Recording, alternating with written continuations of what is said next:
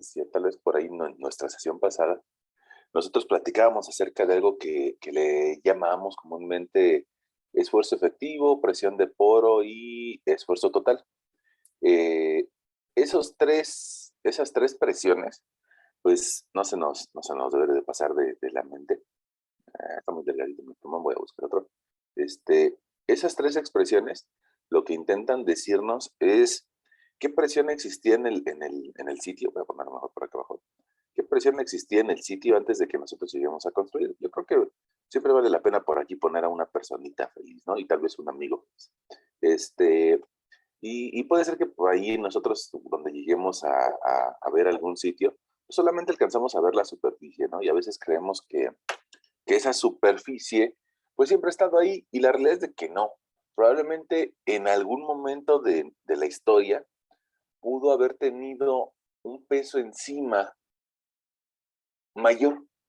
Y de repente uno diría, no, no es cierto, no, esto está en el campo, ¿cómo es posible que alguien que me diga que pudo haber tenido un peso encima mayor? Bueno, pues es que sí, pudo haber existido algún material por acá y que ya sea que los seres humanos lo quitamos para tal vez urbanizar una cierta región, una colonia, y que bueno, alguien lo quitó, o puede ser que la misma naturaleza lo haya quitado, ¿no? Puede ser que a través del viento o a través de la lluvia haya logrado deslavar ese material. Ahora, eso tiene una consecuencia histórica, ¿no? Porque resulta que las partículas que están abajo, las partículas que están por aquí, pues nosotros le podemos calcular sus presiones que tiene en la actualidad, pero históricamente pudo haber tenido presiones mayores. Y eso le vamos a llamar después como una tasa de sobreconsolidación. Bueno, ahora, también pudo haber pasado que nosotros estemos en una región tan plana como Iztapalapa o como la Lagunilla o como Azcapotzalco, y de repente decimos, bueno, pero ¿a poco pudo haber existido un peso aquí antes de que nosotros, aquí en el 2021 estuviéramos por acá? Bueno, sí, recuerda que tal vez eso en algún momento estuvo lleno de agua. Si revisamos lo que por ahí nos platica el doctor Monser acerca de la geología del Valle de México, nos dice, es que en algún momento el lago de la Ciudad de México llegó a tener hasta 26 metros de calado o 26 metros de altura, ese lago. Y 26 metros no es nada despreciable, ¿no? Por ahí 26 metros significan 26 toneladas metro cuadrado, lo cual significaría pues un edificio de prácticamente 26 pisos.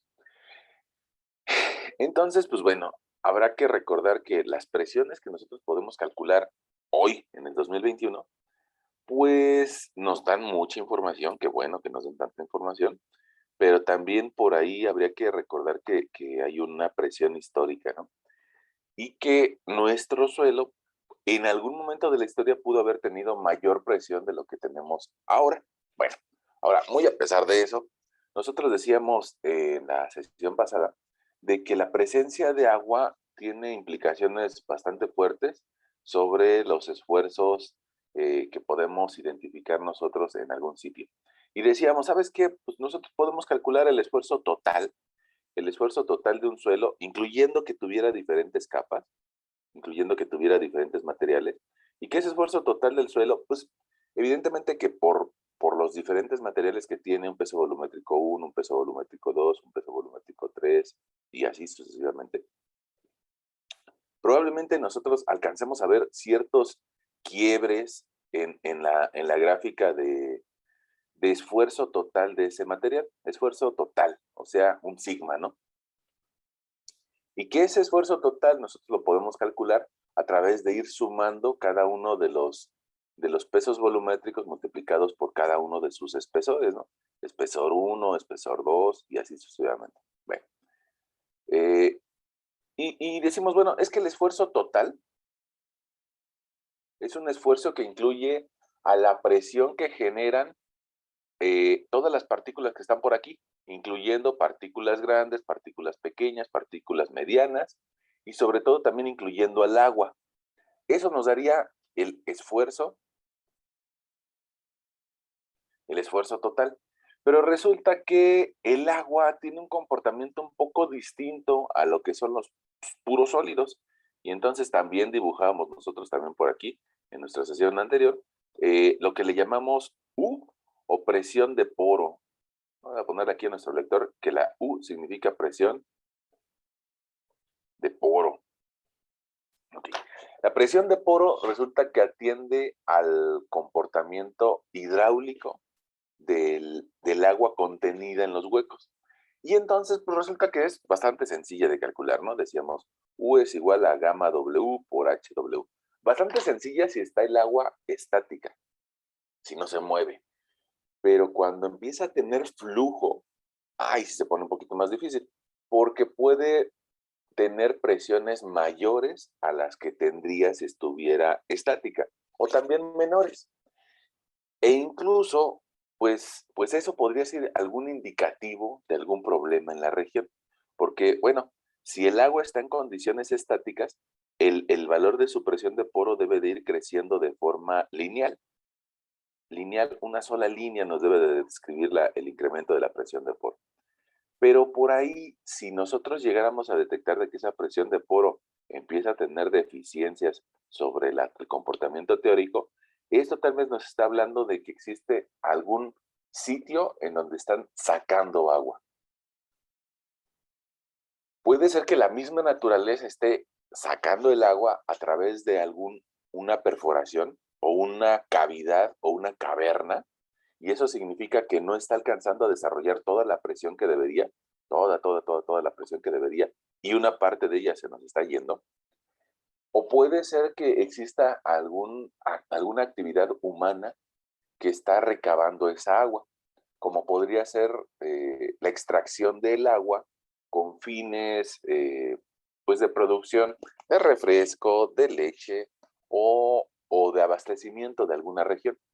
Bueno, entonces eso también nos lleva a pensar a que regiones como la Ciudad de México pues no presentan del todo una presión de poro como teóricamente debería, porque en la Ciudad de México seguimos extrayendo agua para el consumo humano.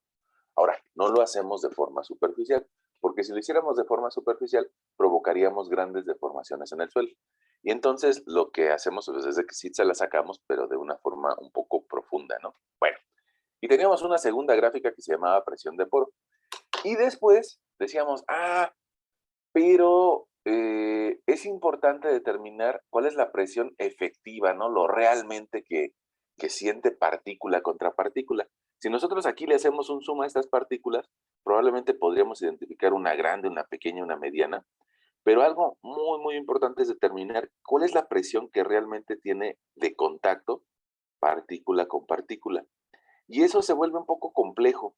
Se vuelve complejo porque nada más tienen puntitos de contacto, no tienen grandes áreas de contacto. Y esos puntitos en los que hacen contacto, pues es normal identificar que en esos puntitos aumenta demasiado la presión. Y que esos puntitos es difícil de cuantificar, ¿no? A ver, préstame una partícula de arena y vamos a medir el área en la que está haciendo contacto con otra partícula de arena. Mm, pues eso se pone bastante difícil porque son áreas muy pequeñas, pero podemos hacer la idealización o la conceptualización de que esos contactos sean con áreas pequeñitas, muchas veces repetidas, lo podemos nosotros calcular como nuestra gráfica de esfuerzo efectivo. Y para eso, para esfuerzo efectivo, le podemos poner un acento en la parte superior. Y ese esfuerzo efectivo nosotros lo podemos calcular como el esfuerzo total menos la presión de poro. Eso quiere decir que yo restaría estas dos gráficas y llegaríamos a una gráfica antes de que haya agua, muy, muy, muy parecida a la de esfuerzo total, pero una vez de que hay agua, con ciertos valores reducidos. Es decir, ya no empieza a crecer tanto como lo haría la de esfuerzo total. Bueno, ya, por ahí inclusive hicimos algún recordatorio numérico. Pero yo les decía, hay algo más importante que eso, ¿no? Hay algo más importante que eso para los fines constructivos. Y resulta que, si bien es cierto que estos conceptos nos ayudaron en nuestra materia de mecánica de suelos 1, pues resulta que a los humanos no nos estamos quietos con nada, ¿no? Sino que siempre queremos más. Y esto de siempre querer más implica que queremos espacios habitables y queremos cuevas artificiales para estos humanos.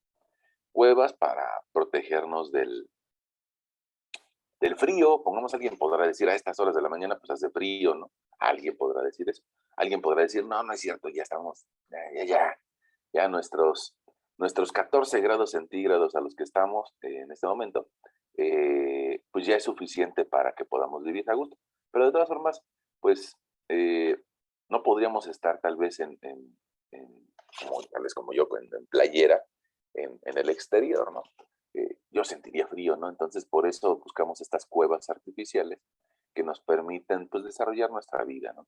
Llámese para vivir, para dormir o llámese para trabajar. Bueno, pues resulta que estas cuevas artificiales generan pez y, y los humanos entendimos de que si nosotros a nivel personal necesitamos zapatos para nuestros pies y no caernos, bueno, pues lo más probable es de que esta estructura también requiera algún tipo de zapatas o, o formas de transmitirle la presión al terreno. Fíjense que a nivel de personas, déjenme hacerle un zoom a esta persona, a nivel de persona, nuestros zapatos, y puede ser que estén muy feitos mi zapato por ahí, pero gracias a que tenemos dedos en los pies, es de que podemos aplicar cierta presión hasta el borde y nos ayuda a no irnos de frente o no caernos. Las personas que desgraciadamente tienen amputación de los dedos presentan bastante dificultad para mantener el equilibrio de la misma forma que lo hacemos las personas que todavía tenemos nuestros dedos. Entonces, eso nos habla de que el tener una mayor área de contacto nos facilita el equilibrio. Bueno, lo mismo le pasa a esta edificación con su zapata, con su pie artificial que nosotros le construimos. Fíjate que esa zapata sería bastante, pues, difícil y poco equilibrado para ella, simplemente bajar la carga debajo de algún muro o debajo de algún castillo. Porque cuando se presenta el sismo y cuando le implica ciertas fuerzas laterales, pues se vería muy comprometido su equilibrio. Ahora, ¿por qué te digo de las fuerzas laterales? Bueno, porque todos hemos sentido un sismo y hemos sentido que la Tierra se mueve en un sentido y en el otro, un sentido y en el otro. Bueno, y nos balanceamos, prácticamente como cuando nosotros estamos bueno, en un metrobús o en un microbús o en el metro. Resulta que si ese chofer del metro se para de forma intempestiva, de un momento a otro se para. Bueno, precisamente nuestro pie es el que actúa, ¿no? Y dice, voy a poner más presión para que este humano no se caiga. Entonces, cuando nosotros sentimos ese frenado del microbús, nuestro cuerpo, voy a ponerlo por acá arriba, nuestro cuerpo, intentaría irse hacia un lado o intentaría irse hacia el otro cuando se frena el chofer. Y lo que se opone a que se vaya de un lado o del otro, pues es en parte nuestros pies y cierta fuerza que nosotros agregamos a nuestras piernas, porque tenemos pues, esa capacidad de estar vivos. Y le agregamos fuerza y decimos, no me quiero caer. Desgraciadamente, este edificio o esta cueva artificial no tiene la capacidad para agregar fuerza en un instante cuando viene el sismo. Y la única forma de poder controlar esas fuerzas que intentan volcarlo e intentan llevarlo a un extremo cuando viene el sismo, pues es a través de estas zapatas, ¿no? A través de estas zapatas, esta ampliación de su forma de cargar. Bueno, ahora, si bien es cierto que cuando se presenta el sismo hay una ampliación de la presión en las zapatas, también cuando está actuando de forma normal, pues tiene una cierta presión. Déjame borrarte esto. Y esa presión corresponde al peso de la edificación. Vamos a dibujarla por acá, tal vez de otro colorcito. Pues tú, me parece que tu desarrollo académico en el que las materias que estás llevando, tal vez ya estés llevando estructuras, resistencia de materiales o estructuras isostáticas, cualquiera de las dos que estés llevando, no vamos a particularizar. Pues resulta que en esa materia te van a explicar que el peso de las personas que estén en esta cueva, más el peso de los muebles que tienen, pues van a existir algunos elementos rígidos como las losas o las vigas que van a intentar llevar ese peso hacia los extremos. Y lo mismo le va a pasar en cada losa o en cada viga. Y las columnas y los muros van a ser los encargados de transmitir esa fuerza hacia abajo, pero la van a ir acumulando con la de otros niveles. Y esos otros niveles van a tener su aportación de peso y la van a seguir acumulando para que nuestra cueva artificial desplante esos pesos en el terreno natural. Bueno, entonces van a llegar a las zapatas y van a llegar aquí como una concentración de fuerzas, como una concentración de pesos, ¿no? La zapata va a tener la virtud de dividir ese peso que va, no puede ser que llegue de 1 tonelada, o puede ser que llegue de 10 toneladas, o en el caso de grandes edificios, de hasta 1000 toneladas. Bueno, esa presión la va a empezar a distribuir en toda el área que tenga esa zapata. Entonces, entre más ancha sea, pues mejor va a ser la distribución de presiones. Y resulta que a nivel de desplante va a generar una presión de descarga como el peso que está recibiendo entre el área de contacto o el área de cimentación.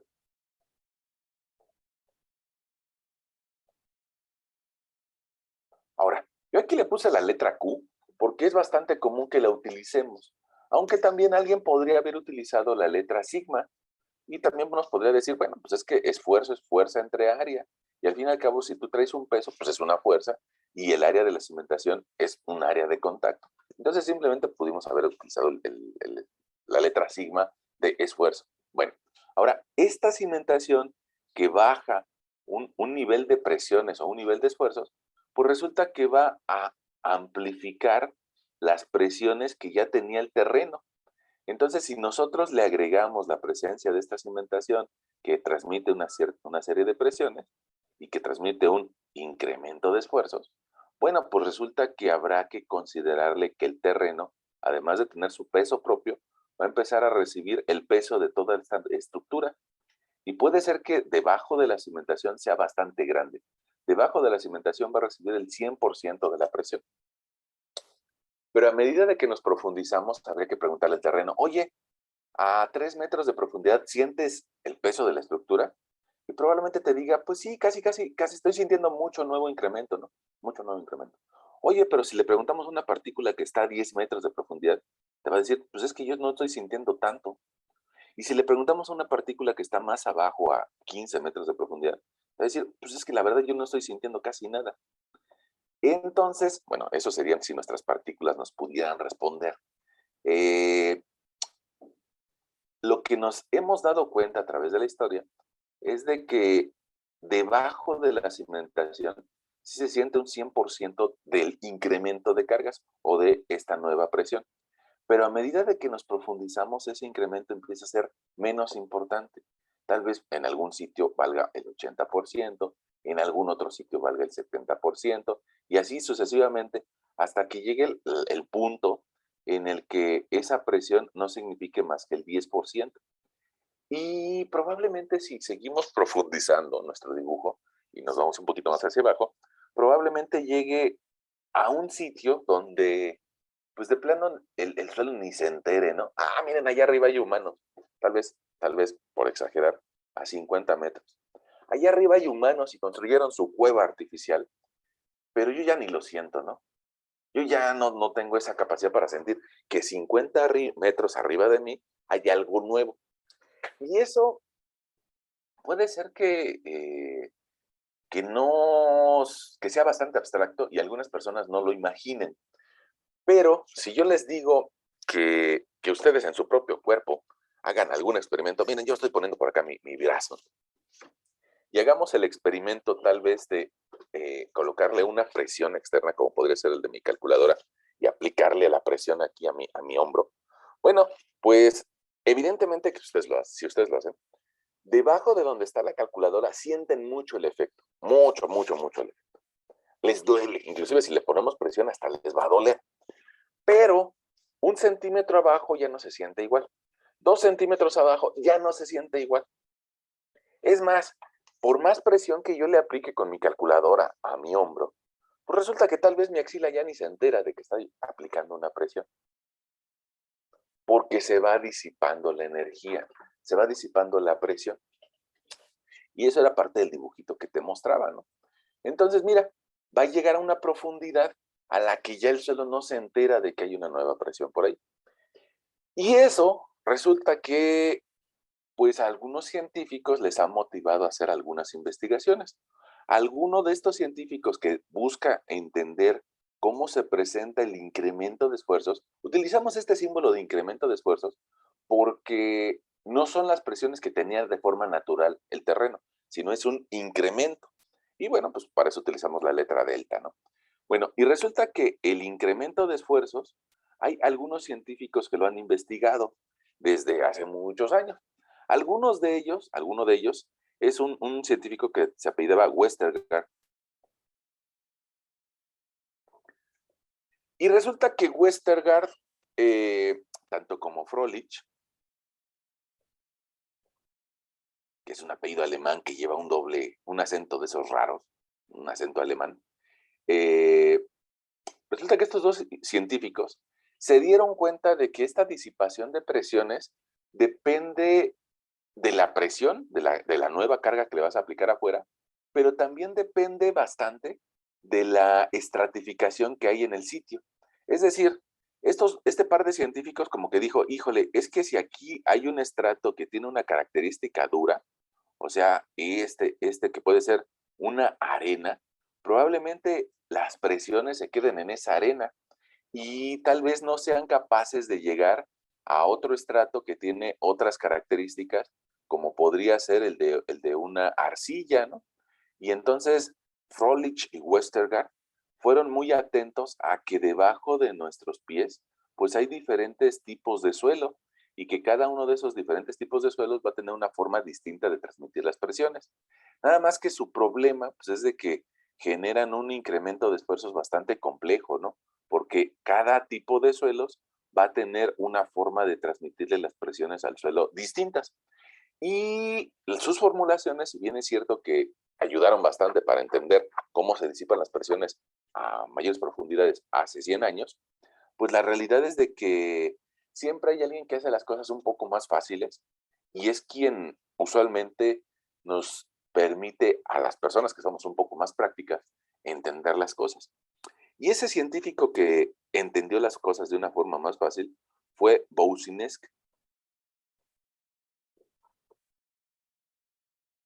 Boussinesq. Y si bien es cierto que tanto Froelich como Westergaard tomaban en cuenta, pongamos, el módulo de elasticidad, la relación de Poisson y la estratificación, resulta que sus formulaciones son un poco más complejas, porque incluso dependen de factores de estratificación a los que ellos llamaron Xi. Boussinesq dice, híjole, ¿por qué no hacemos las cosas un poquito más sencillas? ¿Por qué no, imagínense, Boussinesq presentó su solución me parece que en 1883. En 1883, pues no teníamos computadoras, ¿no? Y no teníamos ni siquiera reglas de cálculo y ni siquiera una calculadora científica. Entonces, la tecnología que había en 1883, y también en la época de Westergaard y de Froelich, pues era muy rudimentaria, ¿no? Era pues, hacer las cosas a mano, ¿no? Con reglitas de cálculo, con tablas en las que podían encontrar los senos y los cosenos y los logaritmos. Ni siquiera había, les digo, una calculadora científica. Bueno, pues entonces Boussinesq dice, pues ¿por qué no nos ponemos acordes a la época y dejemos de pensar en estratificaciones? Mejor vamos a generar un, unas ecuaciones que puedan describirme cómo se comporta este incremento de esfuerzos, yo creo que vale la pena que se lo escriba, este incremento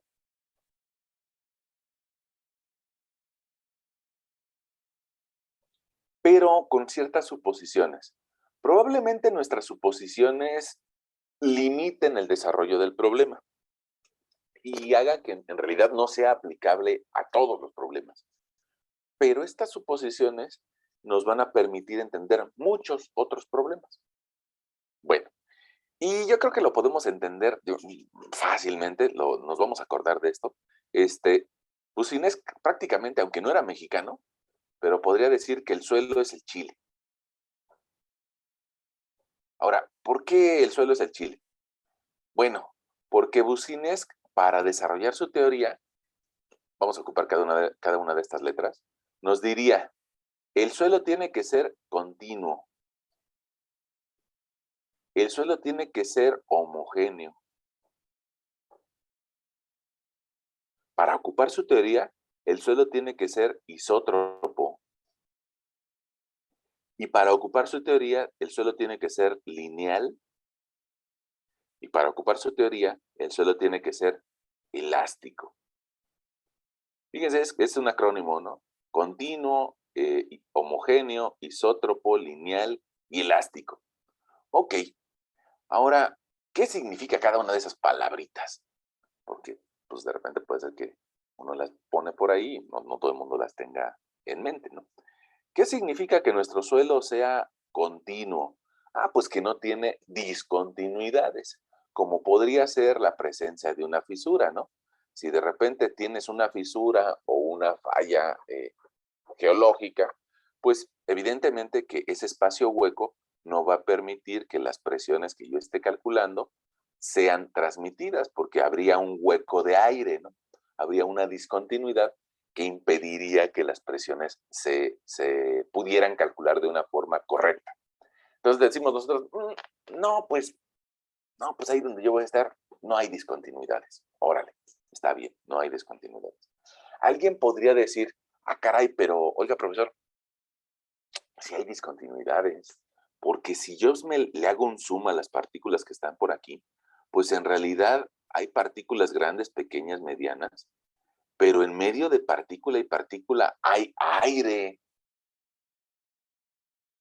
Entonces, no es un material homogéneo. No podríamos decir, pongamos lo mismo que una calculadora. Mira, aquí hay una superficie continua de plástico, ¿no? Es el mismo material.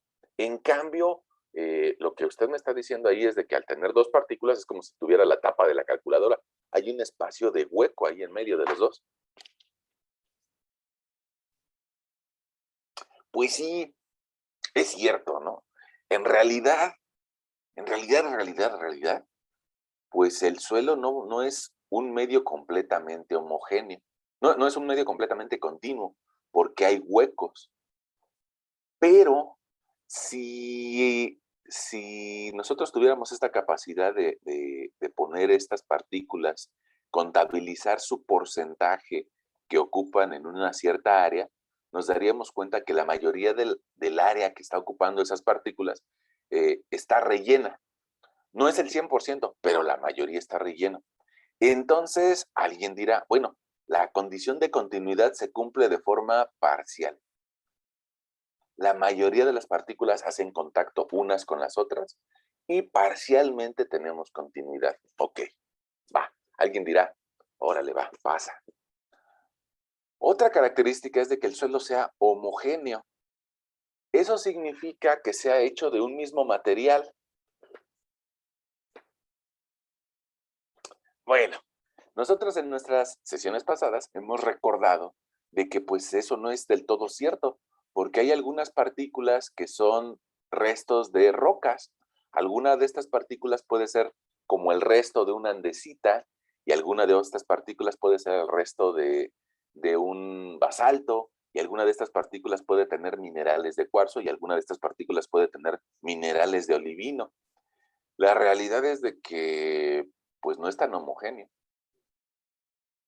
Mm, que algunas de estas partículas, déjame me pongo un poquito extremo, que algunas de estas partículas ni siquiera vienen de rocas, sino que vienen de restos de materia orgánica. Y que algunas de estas partículas ni siquiera son restos de materia orgánica o restos de rocas, sino que algunas de estas partículas son agua. híjole, pues, ay, señor Bucinés, como que en realidad su teoría, pues, no es tan aplicable, ¿no? Porque el suelo no es tan homogéneo. Pero, si ustedes recuerdan las características de un suelo en específico, es más, vamos a pedirle aquí a San Google que sabe todo. Vamos a pedirle a Google que nos abra una ventana y vamos a pedirle que nos muestre imágenes de suelos para que todos hablemos de lo mismo. Miren, vamos a decirle suelo. Ah, escribí mal. Suelo. Ahí está. Vamos a pedirle que nos muestre las imágenes. Miren, a pesar de que el suelo tiene algunas partículas que vienen de rocas y otras que vienen de materia orgánica y otras que vienen de agua, pues miren, aquí se ve un color bastante homogéneo, ¿no? Y un color homogéneo, pues tal vez nos habla de que ese suelo tiene el mismo origen y los mismos componentes. Si me pongo un poquito especial, un poquito particular, bueno, yo me daría cuenta de que aquí hay una partícula que es de otro color que no es del mismo de la resta, de las otras. Bueno, eso es cierto, pero pongamos este otro suelo, todo el suelo tiene el mismo color.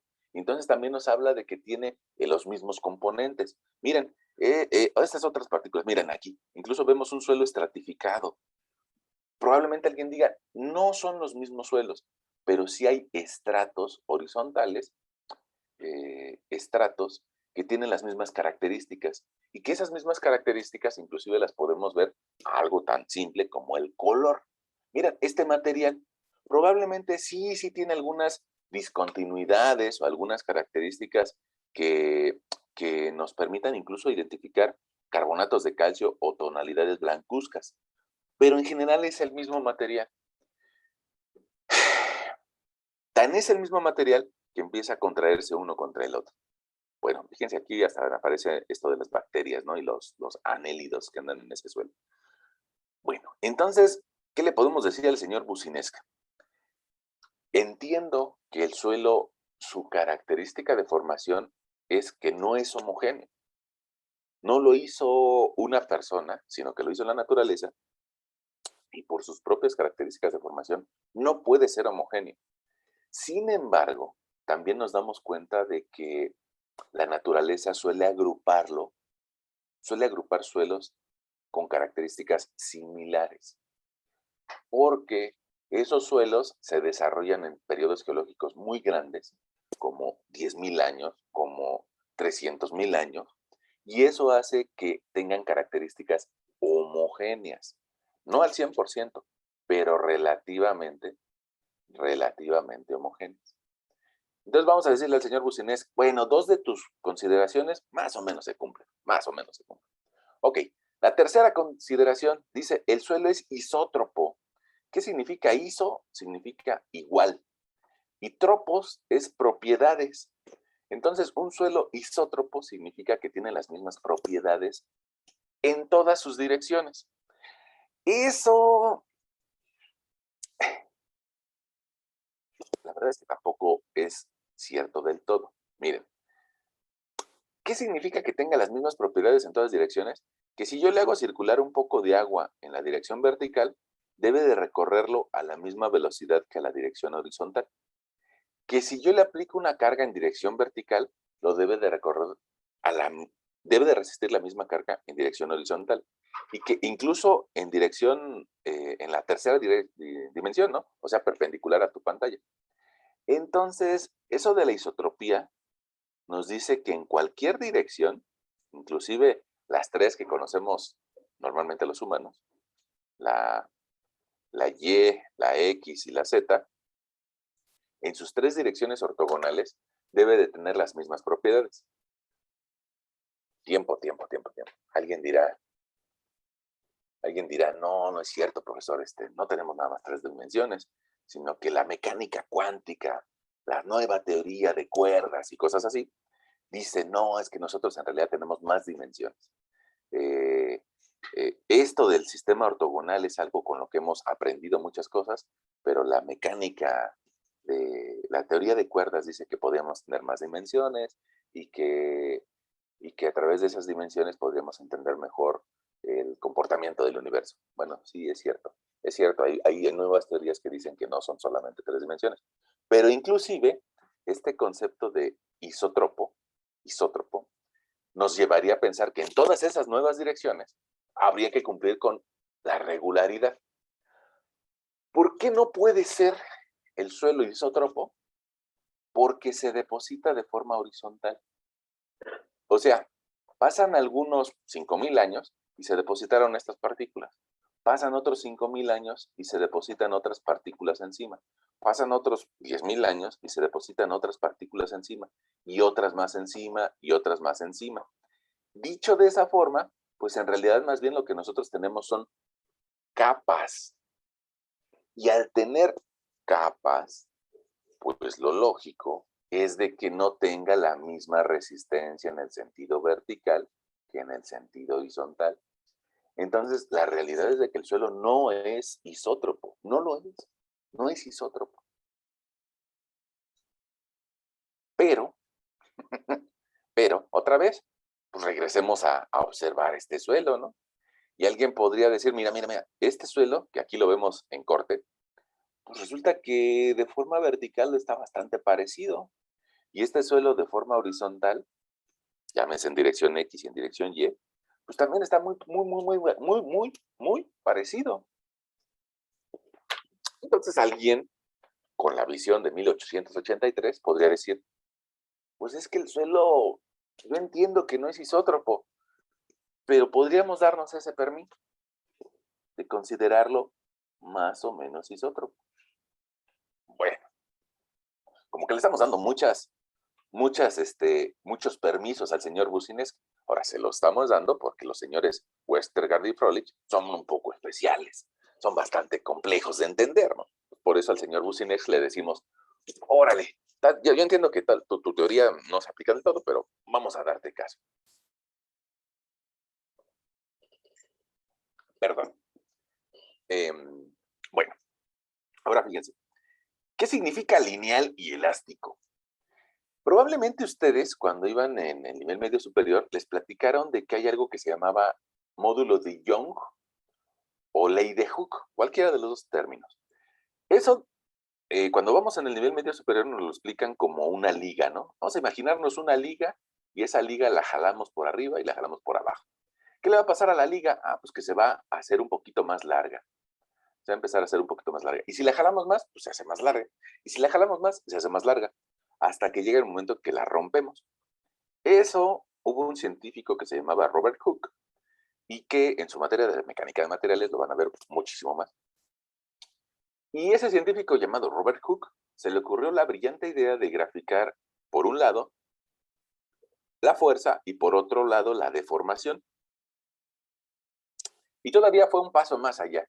Y dijo, ¿saben qué? Es que la fuerza depende de que, no sé si tengamos una liga pequeñita o una liga que tiene un mayor grosor. Entonces, que tiene una mayor área transversal. Entonces, vamos un pasito más allá y dividimos la fuerza entre el área, y eso nos va a dar esfuerzo, y dividimos la deformación entre la longitud total, y eso nos va a dar deformación unitaria. Okay. Y entonces Robert Hooke dijo, pues vamos a ponernos a graficar esto, ¿no? Estiro mi liga o estiro mi resorte. Robert Hooke vivió más o menos en la época que vivió Newton, ¿no? Más o menos por ahí del año 1700, mucho antes de Businesca. De 1700 a 1883, a pesar de que no tenían internet, bueno, 180 años era suficiente para llevar el conocimiento de un sitio a otro, ¿no? Ahora es instantáneo, ¿no? Ahora, si alguien descubriera algo nuevo, irrelevante, ahora, pues en cuestión de minutos lo podría saber el resto del mundo, ¿no? Pero no, fíjense que en la época de Robert Hooke, vamos a anotarlo por aquí su nombre, Robert Hooke, en esa época, él nos dejó esta gráfica, que ustedes la van a estar viendo mucho en la materia de resistencia de materiales, que se llama curva, esfuerzo, deformación. Es decir, esfuerzo contra deformación unitaria. Ok. Ahora, este señor se puso a jalar resortes y dijo, mira, se hace largo, se vuelve a hacer más largo si le aplico más fuerza. Si le aplico más fuerza, se vuelve a hacer más largo, y si le aplico más fuerza, se vuelve a hacer más largo. Y esa etapa se llama etapa lineal, porque recibe un comportamiento en una línea recta. Pero ustedes seguramente algún día jugaron con algún resorte, pongamos los resortes que antes tenían las plumas, o algún resortito que por ahí nos encontramos y de repente lo empezamos a alargar, alargar, alargar, hasta que lo deformamos. Y resulta que esta línea recta empieza a deformarse hasta que llega el momento que se rompe. Bueno, digamos que de aquí para acá tiene un comportamiento lineal y elástico.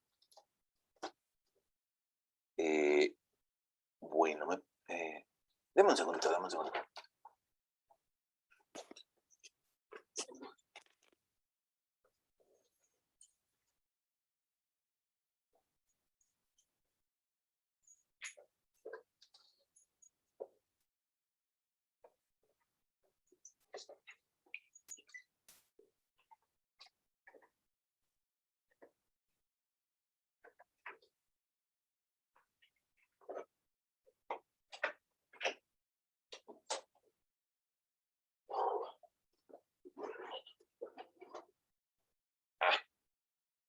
Este, bueno, Robert Hooke fue una de esas personas que ahora les podemos llamar científicos, que se puso a jugar con un resorte, ¿no? Por decirlo jugar. Hizo una investigación, la dejó reportada, y muchas otras personas podemos hacer aplicación de lo que él encontró. Bueno, entonces yo les decía que había una primera etapa que tiene un comportamiento lineal. Eso probablemente cuando ibas en el nivel medio superior te lo platicaban como módulo de Young. Eh, Ahora en el nivel superior, honestamente, lo que utilizamos es la letra E o módulo elástico. Y ese módulo elástico no es otra cosa más que la pendiente de esta zona, la pendiente. La pendiente significa que voy a dividir incremento de Y sobre incremento de X, es decir, incremento de esfuerzos sobre incremento de deformación unitaria. A esto le llamamos ley de Hooke. Probablemente no, si la buscamos en Wikipedia, no la vamos a encontrar así, sino que la vamos a encontrar un poquito despejada. Nos va a decir, la ley de Hooke, déjame te lo... Ahora vas a escribirlo por aquí. Ley de Hooke. La ley de Hooke la escriben en Wikipedia como esfuerzo es igual a las propiedades del material por su deformación. Ahí está. Al fin y al cabo es un despeje de lo que yo te planteaba allá arriba, ¿no? Bueno, ahora, algo importante. El suelo, el suelo se podría comportar de forma elástica como un resorte. Probablemente alguien de ustedes dirá, no, no, ¿cómo cree, profesor? De modo que a una arena le haga yo así y le empiece a comprimir y me rebote. Y esa es una forma de pensarlo y sería un argumento válido para decir, no, el suelo no es elástico. Pero déjame apelar a tu memoria. No sé si alguien de ustedes ha estado parado cerca de un cruce de una vialidad y de repente pasa un tráiler. Y de repente pasa un tráiler con estas cargas enormes, ¿no? Por acá anda nuestro trailero escuchando qué buena, ¿no? O cualquier, o Universal Stereo, cualquier otra estación. Bueno, el chiste es de que el tráiler usualmente genera pesos muy grandes. Y de repente cuando pasa un camión pesado, esta persona a veces siente como que, ay, se está moviendo, se mueve el terreno. Pero cuando pasa el camión, regresa a su posición original del terreno. Eso, ojalá que ustedes tengan la memoria de eso, porque eso también nos permitiría recordar que nuestro suelo es elástico. Pasa el camión, pasa el camión, y lo que pasa es de que se hunde un poco, ¿no? Se hunde un poco. Se va el camión y regresa y rebota e incluso baja y vuelve a subir hasta que se estabiliza. Entonces tiene un comportamiento como el del resorte, ¿no? Como el resorte con el que yo jugaba cuando era niño, que yo lo comprimía y regresaba a su posición original. Rebotaba. Ajá. Pues entonces sí puedo creerle al señor Businesk de que tenemos un comportamiento elástico. Y que si no nosotros no llevamos a la falla el material, déjame tomar este pulmoncito. Cuando pasa el camión, lo que pasa es de que a partir de un estado de esfuerzos, lo lleva a otro sitio la carga. Y luego se va el camión y regresa a su posición original. Quiere decir que todavía está en la zona de comportamiento lineal. Ok. Si pasara el camión y el suelo quedara deformado, significaría que hubiera llegado a esta región, a la región plástica, donde los suelos se pueden comportar como plastilina. Y también puede pasar, y también puede pasar. Pero, con este ejemplo que yo te doy del camión, pues sí podríamos asegurar que nuestro suelo también tiene un comportamiento elástico y lineal. Entonces, pues no del todo, no, estos conceptos que nos planteó Businesk acerca de que el suelo es el chile, continuo, homogéneo, isótropo, lineal y elástico, pues no se cumplen del todo, pero en su mayoría sí. Y sobre todo porque el incremento de esfuerzos que le mandamos al suelo es pequeño. Entonces, como es pequeño, pues sí lo podemos considerar lineal. A ver. Esta gráfica que tenemos por acá, eh, si nosotros lleváramos al suelo un esfuerzo muy alto, caeríamos en la región plástica y entonces ya no sería aplicable. Pero si nuestro incremento de esfuerzos es pequeño, pues entonces resulta que sí es aplicable. ¿Qué podríamos concluir de las teorías de Businesk? Bueno, son prácticamente ciertas o medianamente ciertas, pero hay que ser bastante observadores de que no existan fisuras, de que no existan discontinuidades, de que nuestro suelo sea sensiblemente homogéneo. La isotropía, bueno, pues que no tenga grandes cambios de resistencia o de rigidez en el sentido horizontal y vertical. Pongamos, mira, este suelo tiene una estratificación. A pesar de que tiene la estratificación, pues yo alcanzo a ver que este material rojizo es un poco parecido al café y este material rojizo también es un poco parecido al naranja. Entonces, a pesar de que hay una estratificación, hay una cierta similitud en los estratos. No así, pongamos con la capa superficial. Mira, la capa superficial, esa que está hasta arriba, se ve claramente que es una carpeta asfáltica. O sea, alguien diría en lenguaje mexicano, chapopote. Bueno, evidentemente que el chapopote no se va a parecer al suelo. Y si quisiéramos hacer una distribución de esfuerzos con Businesk y tuviéramos una capa de chapopote, probablemente ya no podríamos aplicar su teoría. Pero en estos otros, que son de características similares, bueno, podemos estirar un poquito la liga y decir, vamos a aplicar la teoría de Businesk. Bueno, ahora ya cerremos. Estas tres teorías nos han permitido calcular el incremento de esfuerzos para construcciones. Muchos años después, llegó otro científico, Paulus,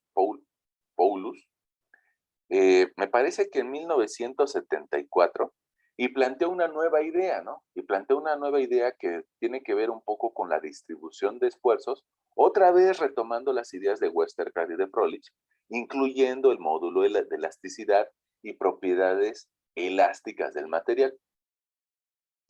Sin embargo, pues siempre tenemos una forma de hacer las cosas fáciles. Y la forma de hacer las cosas fáciles es la de Businesk.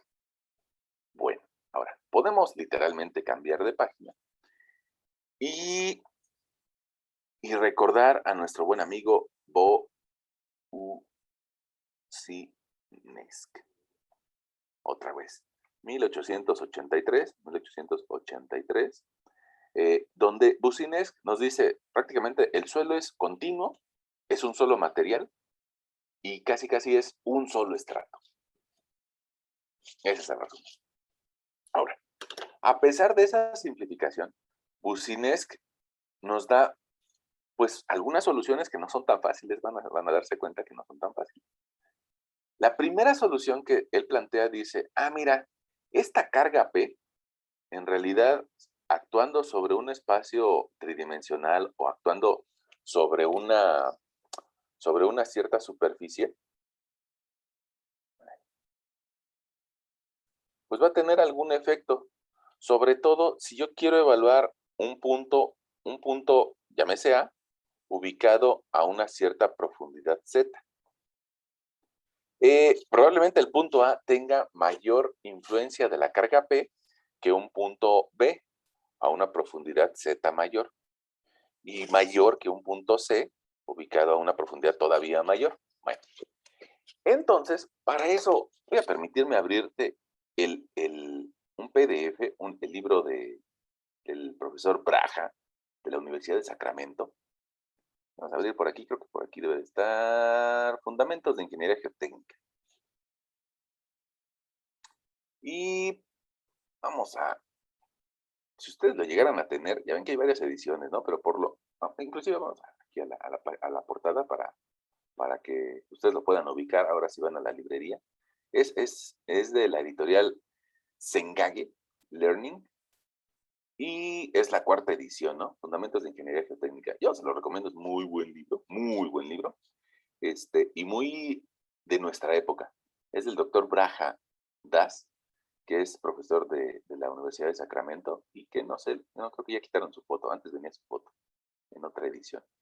Pero miren, si nosotros nos vamos a la página, andábamos en la 160 más o menos. Mira, ahí en la página 160 todavía ven lo que se llamaba esfuerzos de presión natural. Bueno, vamos a irnos un poquito más abajo, un poquito más abajo. Mira, presión total, de poro y efectiva. Un poquito más abajo. Y vamos a llegar. Aquí está. Aumento vertical del esfuerzo debido a distintos tipos de carga. Vamos a leer este parrafito por lo menos, ¿no? Dice, Boussinesq en 1883 resuelve el problema de los esfuerzos producidos en cualquier punto en un medio homogéneo. Importante, en un medio homogéneo. Elástico, isotrópico, como el resultado de una carga puntual aplicada sobre una superficie de un medio espacial infinitamente grande. De acuerdo a la figura 8.9, la solución de Boussinesq para esfuerzos normales a un punto A causados por la carga P es ¡pam! Y nos presenta una serie de ecuaciones. Un poco complejas, puede ser que alguien de nosotros se llegara a espantar, pero nos dice, mira, te voy a dar el incremento de esfuerzos en el sentido X y el incremento de esfuerzos en el sentido Y, pero en función de algunas propiedades geométricas, como podría ser la longitud hacia el punto, la profundidad hacia el punto o el radio hacia el punto, pero también en función de la relación de Poisson. La relación de Poisson, ¿qué es eso? No sé, si ustedes ya llevaron resistencia de materiales, ya saben qué es. Si no han llevado resistencia de materiales, te lo platico aquí de una forma muy rápida. Mira, resulta que cuando nosotros comprimimos un cilindro de concreto o algún otro material, a imaginar aquí que lo comprimimos, pues el resultado de la compresión, evidentemente que va a hacer que este cilindro se vuelva un poquito más chaparro. Déjame, te lo dibujo con otro color, con un colorcito naranja. Se va a hacer un poquito más chaparro porque se va a aplastar.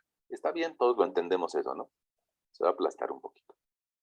Pero hacia los lados va a crecer, porque al momento de que lo aplastes, a los lados se va a empezar a hacer. Entonces, perdón por mi expresión, miren, se va a empezar a hacer un poquito gordito al aplastarse. Bueno, pues resulta que la relación de Poisson mide la diferencia, mide esta deformación axial con respecto a una deformación lateral.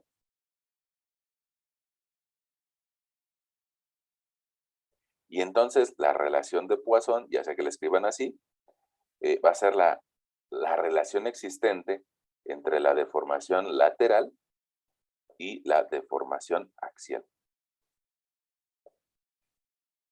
Esto sería lo que nos dejó el científico de apellido Poisson. Algunos materiales como el plástico más bien como el hule, tienen una relación de Poisson de 0.5. Es decir, prácticamente lo que se aplasta de forma vertical se empieza a ver la deformación de forma lateral. Te decía, tal vez el hule. Pero otros materiales, como podría ser el concreto, bueno, el concreto tiene una relación de Poisson del orden de 0.15. ¿Eso qué significa? Pues que lo aplasto por arriba y apenas si tiene una deformación de el 15% sumado todos sus lados de forma lateral. Quiere decir que de forma lateral tendrá algo así como un 7% o un 5%. Bueno, y en nuestro curso también pues, tal vez tenemos que platicar acerca de que la arcilla saturada tiene una relación de Poisson del orden de 0.5, mientras que la arena tiene una relación de Poisson de 0.3. Y prácticamente la mayoría de los suelos andan en este intervalo, de 0.3 a 0.5. Entre más se parezca a una arena, más va a tomar un valor de 0.3. Entre más se parezca a una arcilla saturada, va a tomar un valor de 0.5. Bueno, ¿por qué sale esa plática? Porque el señor Bucinesc, aquí en el libro de Braha, nos dice, yo te puedo dar los esfuerzos horizontales, pero aplicando la relación de Poisson, pero es importante que veas esfuerzos horizontales, X y Y. Vamos a ver la figura para que nos lo podamos imaginar. Mira, ahí está la carga que se imaginó Bucinesc y el elemento, el punto o elemento diferencial, el que está recibiendo la presión. Ahora, fíjate cómo están los ejes, X, Y y Z hacia abajo. Entonces, fíjate, esta presión lateral que está recibiendo por un lado y por el otro, el incremento de esfuerzos en X y el incremento de esfuerzos en Y, son horizontales.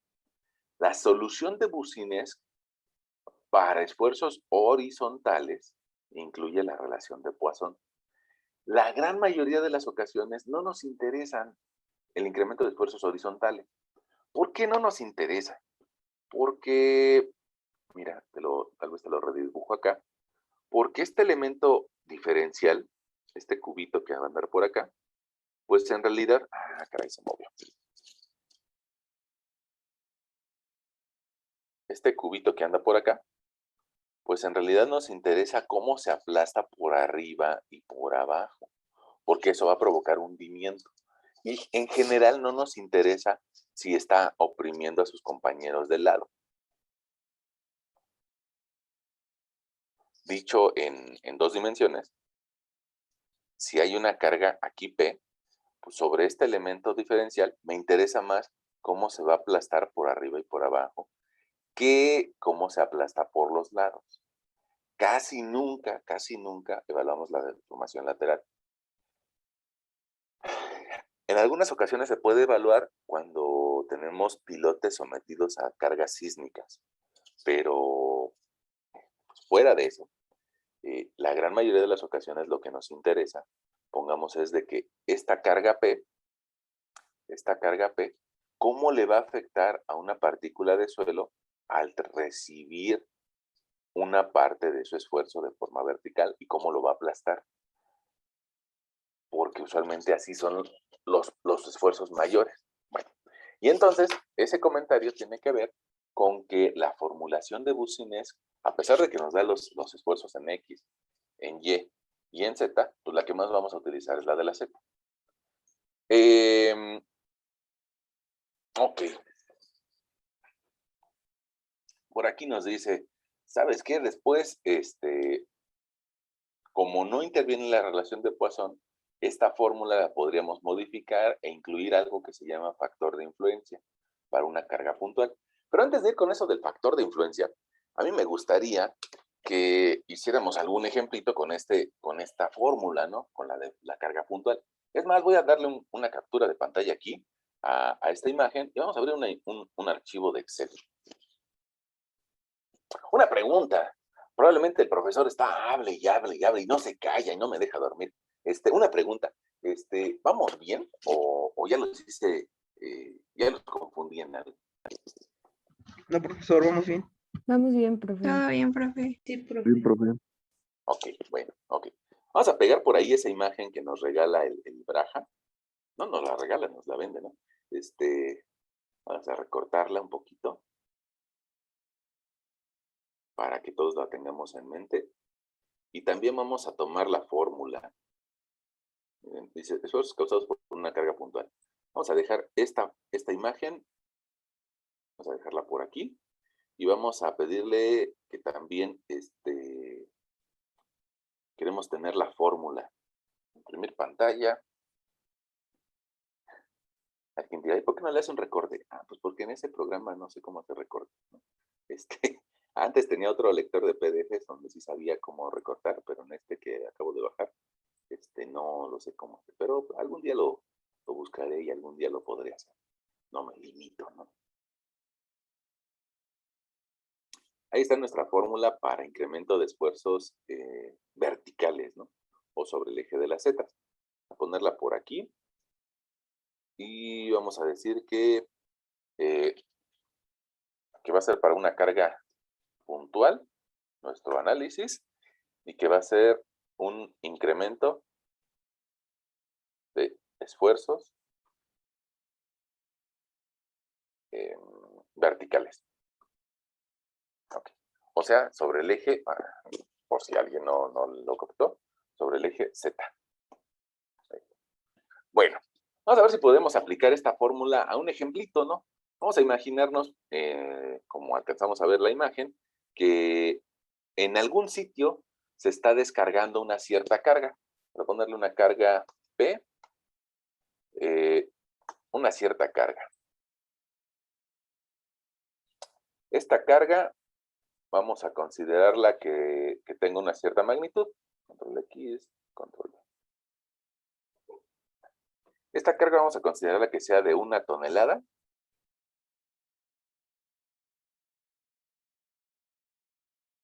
Una tonelada.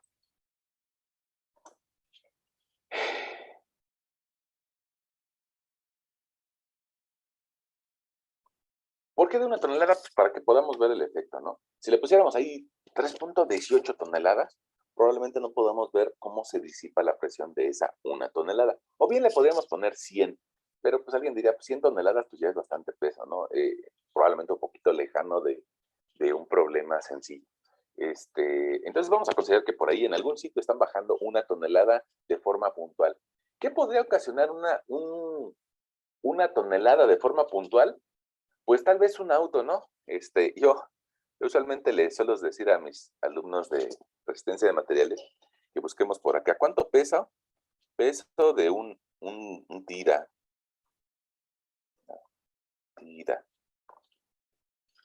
Y Google, que sabe todo, nos va a decir cuánto pesa un tira o cualquier auto, ¿no? Fíjense, pongamos aquí el peso de un tira es como de 1 tonelada, 1.17 toneladas, ¿no? Órale.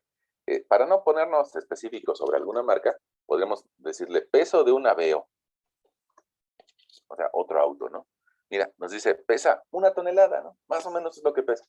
Vamos a suponer que tuviéramos la capacidad de parar a un auto en un solo punto. Ahí tendríamos 1 tonelada. Bueno, ahora, fíjense que si yo quiero aplicar esta fórmula, pues me presenta aquí Business 2 opciones, ¿no? Digo, sí, 2 opciones. Me dice, ¿puedes aplicar este primer término por este segundo? O bien puedes descomponer la L y hacerla intervenir con la medida del radio. Ahora, analicemos nuestra figura y para eso la copiamos. Si te das cuenta, la distancia que hay entre el punto y la carga P es una distancia tridimensional. Y eso podría, algunos de nosotros como que alterarnos. Pero la realidad es de que ese mismo punto proyectado sobre la superficie del terreno, pues genera un rectángulo y genera un radio. Ahora, ese radio, pues pues lo podemos obtener muy fácilmente, ¿no? Gracias al profesor epónimo Pitágoras. Ya ves que Pitágoras nos dice, si elevas el cuadrado a más b, el cuadrado de a más el cuadrado de b te va a dar c. Es decir, aquí se me formó un triángulo, como los de Pitágoras, un triángulo rectángulo. Tal vez se alcanza a ver de una forma deformada, pero sigue siendo un triángulo rectángulo.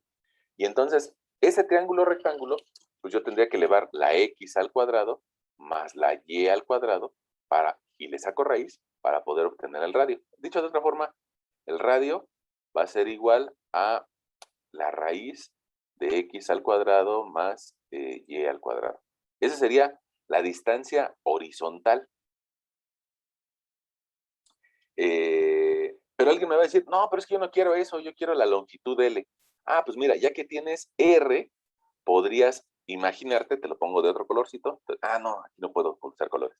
Te lo pongo de otro colorcito. Mira, aquí estarías viendo otro triángulo, también rectángulo, pero que llega hasta abajo, ¿no? ¿Por qué te digo que también es rectángulo? Porque aquí está el ángulo recto.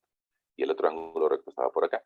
Ahora, la ventaja de ese otro triángulo es de que podríamos incluso determinar su longitud con una fórmula que incluya a las tres componentes.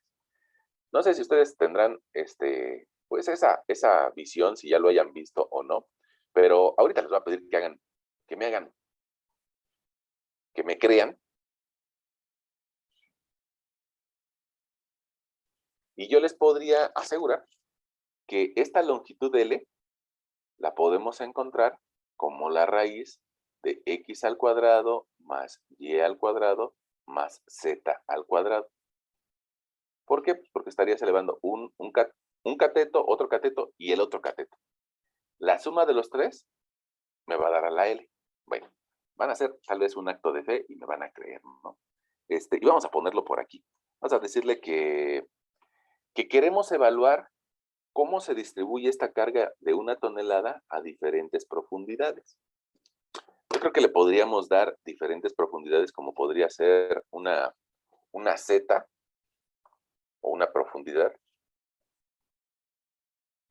Z, de tal vez 0.2 de metro, o sea, 20 centímetros, y luego de 0.4, y luego de 0.6, de 0.8, de 1.2, pues a empezar a espaciarlas un poco más, porque a medida de que nos profundicemos, va dejando de ser importante.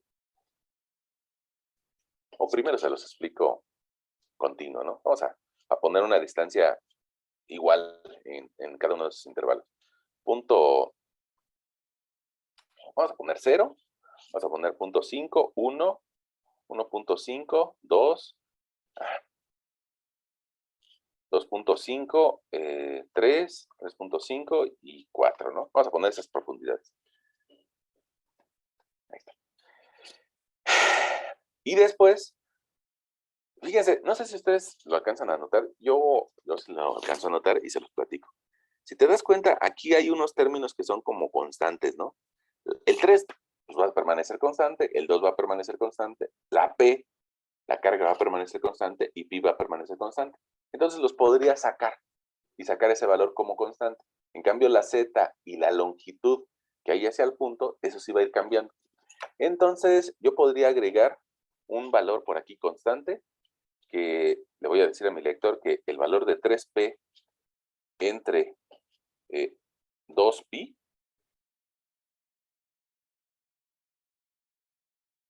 voy a escribir así, 2pi es igual. Fíjense, ese es un letrero, ¿no? Y aquí voy a calcular el valor. Entonces voy a escribir 3 por P entre 2 veces pi. Ahí está mi formulita. Hay un problema con esta fórmula. Uy, señor, usted no sabe escribir fórmulas. Ah, me faltó la multiplicación. Miren, está bien que nuestro Excel es inteligente, pero me faltó indicarle que va a multiplicar. 3 veces la carga entre 2 veces pi. Ahí está. Ya me dio un valor y ese valor va a permanecer constante. Y yo podría investigar cómo se comporta el incremento de esfuerzos para diferentes profundidades.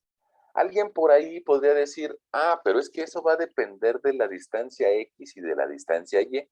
Bueno, entonces, como eso va a depender de la distancia X y de la distancia Y, le voy a agregar un par de columnas aquí. Insertar. Creo que ya nuestro dibujo se descompuso. No importa. Vamos a hacerlo para que quede bonito. Ahí ya quedó bonito.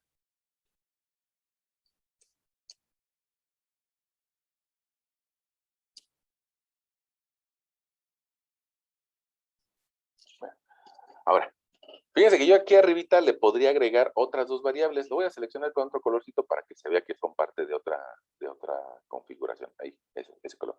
Entonces le voy a decir, mira, en esa parte de cabeceros te voy a dar los valores de X y te voy a dar los valores de Y.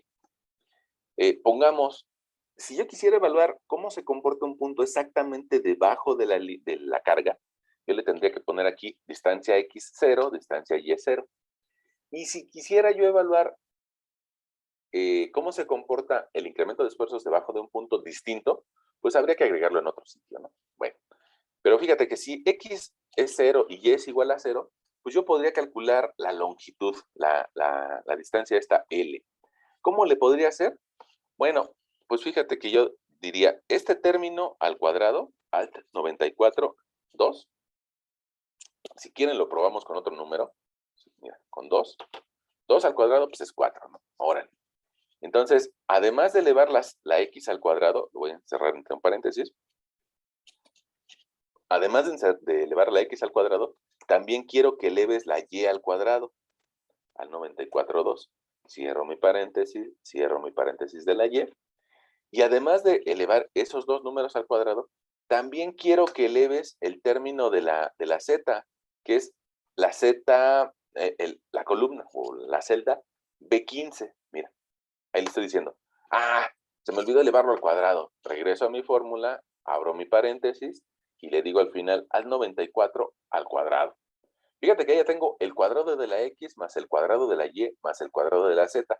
Me hace falta sacarle la raíz para encontrar la distancia L. Ok, ya lo pongo todo entre paréntesis. Si te das cuenta, ahí yo creo que sí se alcanza a ver en el zoom, que estoy seleccionando el paréntesis que me engloba todo. Y todo eso lo voy a elevar al 94 a la 1 medio, ¿no? O le pude haber escrito la función raíz, pero pues yo lo quise escribir así, a la 1 medio. Ahí está. Ahora, fíjate, aquí este punto me está diciendo, un punto que está alejado 2 en X, 0 en Y y 0 en Z está a una distancia de 2 metros. Sí, sí le creo, sí le creo. Sí le creo, ¿no? Bueno, ahora, un punto que esté alejado, pongamos 3 en X, 4 en Y, 3, 4, 5. Esa regla nos la enseñan en topografía, ¿no? Entonces, también está operando bien. Vamos a probarlo al revés, ¿no? Vamos a ponerle aquí un 0 y vamos a ponerle el 4 por acá. Ah, pues sí está funcionando, ¿no? Sí me da 5. Bueno, ok. Entonces, yo podría tomar mi fórmula y arrastrarla. Ahora, me voy a equivocar intencionalmente, ¿sale? Me voy a equivocar intencionalmente porque si yo la arrastro... Ah, de repente dice Excel, ¿qué hiciste?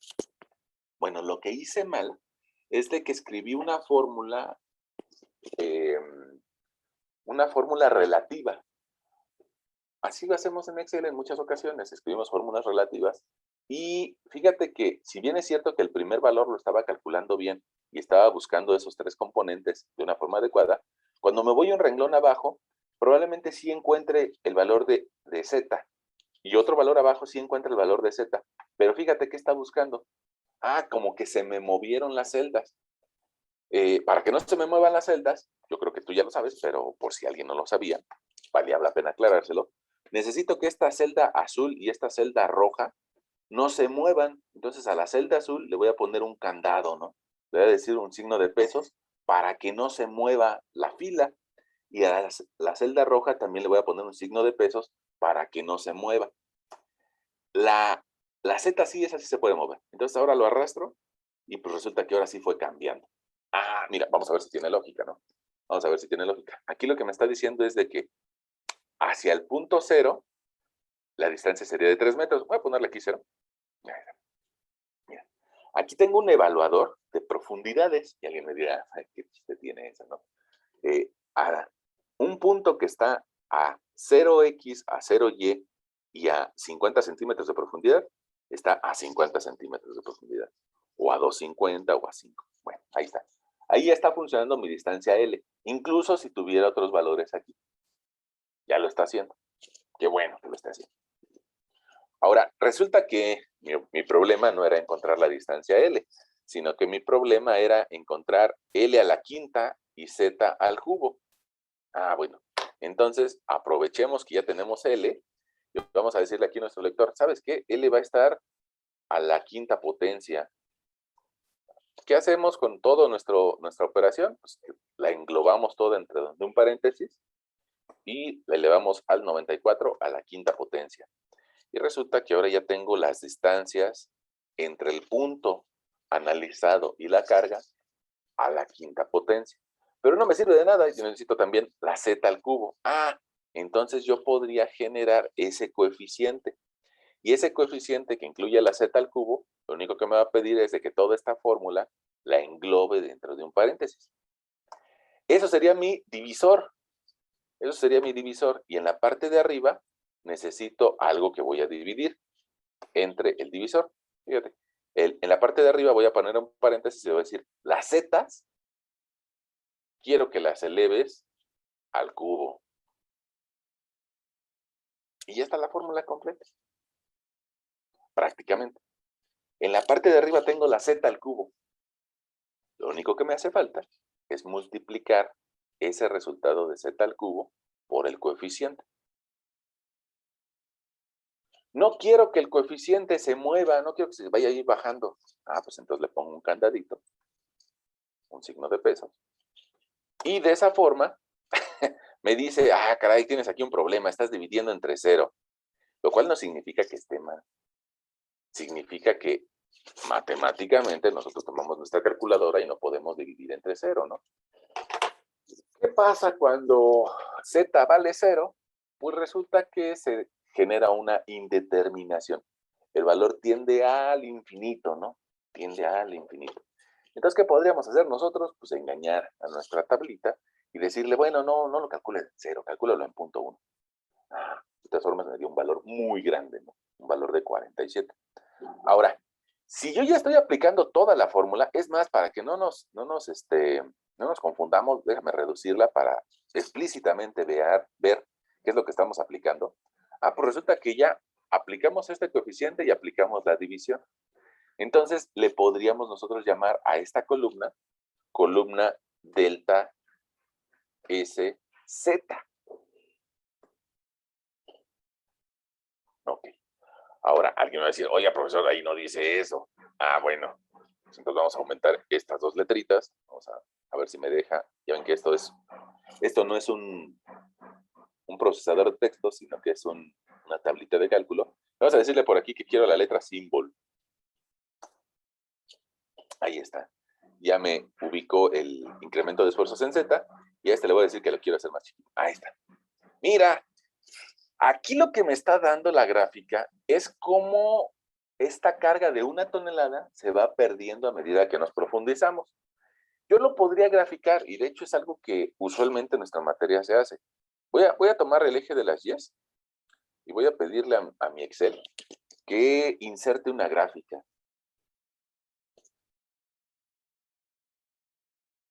Ahora, no le puedo pedir que inserte cualquier gráfica. Necesito pedirle que inserte una gráfica que incluya dos variables.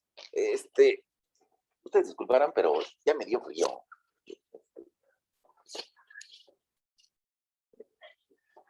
Ay, ya estoy viejito.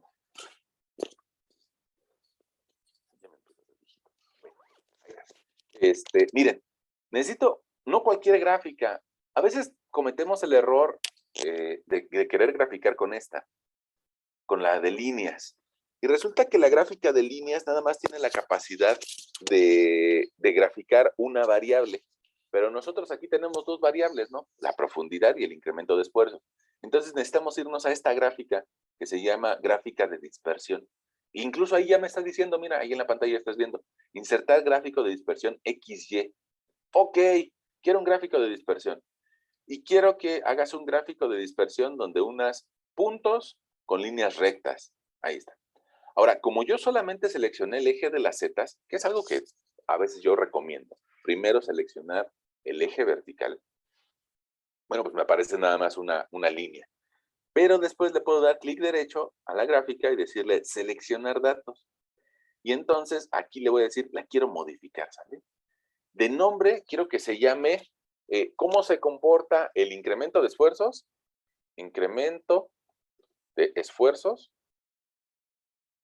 eh, bajo un punto, bajo la carga. Ok, bajo la carga P o carga puntual. Los valores en X quiero que grafiques los incrementos de esfuerzos. Y los valores en Y quiero que grafiques las profundidades Z. Ah, pues está bien. Okay. Ahora, le voy a decir aceptar. Y resulta que mi gráfica no se parece del todo a lo que nosotros habíamos imaginado en lo que yo te había platicado, ¿no? Ay, como que eso no tiene concordancia con lo que habíamos platicado hace algunos minutos. Vamos a verla. Mira, aquí arribita, yo te decía, si tienes una carga puntual, pues inmediatamente después de la carga vas a sentir mucha presión y después se va a ir perdiendo. Y la gráfica que sacamos en Excel, alguien dirá, no, no se parece. Ah, porque está al revés. Mira, voy a darle clic al eje vertical. Le voy a decir, quiero darle formato. Ok. Y entonces por aquí, si te das cuenta, el eje de las Y es el eje de las profundidades. Por eso necesito ponerle esta casilla donde diga valores en orden inverso. Ah, mira ahí como que se empieza a aparecer.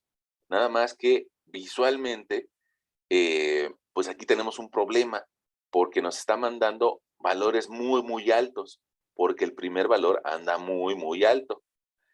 Ok, ahora, si mi carga es de 1 tonelada, pues yo creo que también es un poco irrisorio o entra dentro del problema matemático de la fórmula. Ya ves que cuando nosotros le poníamos 0, déjenme ponerle una cantidad muy, muy cercana a 0.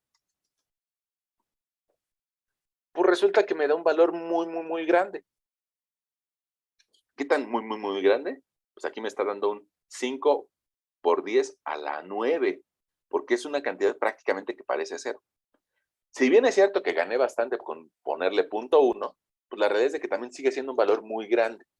Probablemente si le pongo un punto 2 o un punto 3, mira, como que ya se parece más nuestra gráfica, un punto 4. Y esta gráfica como que ya se parece un poco, o inclusive podría eliminar ese primer punto. Esta gráfica ya se empieza a parecer a lo que yo te mostraba. Nada más que, bueno, yo te mostraba para una carga distribuida. Acá tenemos una carga puntual. Bueno, ahora, mira, eso sería cómo se comporta el incremento de esfuerzos debajo de la carga P. Alguien dirá por ahí, ah, caray, pero es que nuestro dibujo no está así.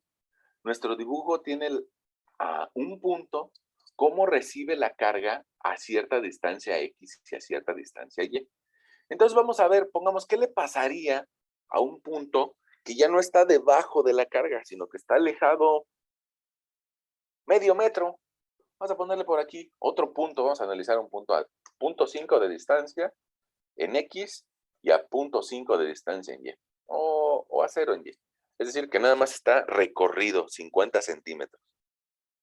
Si ese punto está recorrido 50 centímetros, pues resulta que nosotros podríamos, pues si ya hicimos la fórmula difícil, la podríamos copiar, ¿no? Vamos a ver si nos deja copiarla.